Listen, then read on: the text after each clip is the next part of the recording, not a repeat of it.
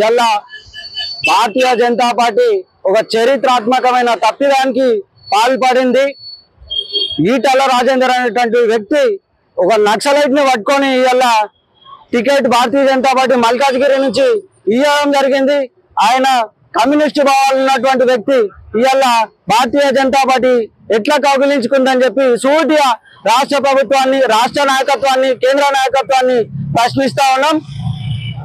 మురళీధర్రావు గారు గత 4 సంవత్సరాలుగా పార్టీ కోసం ఆహర్నిశలు పనిచేస్తూ మల్కాజ్గిరి నియోజకవర్గాన్ని అభివృద్ధి పదంలో నడిపిస్తూ ఒక మంచి నియోజకవర్గాన్ని తీర్చిదిద్దినటువంటి వ్యక్తికి కాకుండా ఇవాళ ఒక మూటలు పట్టుకొచ్చినటువంటి ఈటల రాజేందర్ కి ఏ మీరు టికెట్ ని కేటాయిస్తారని చెప్పి ఈ సందర్భంగా ప్రశ్నిస్తా ఉన్నాం.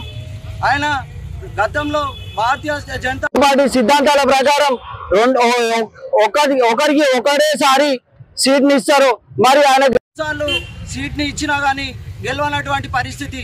ఇలా మళ్ళా ఎట్లా ఆయనను మల్కాజ్గిరి నిలబెడతారని చెప్పి అడుగుతా ఉన్నాం.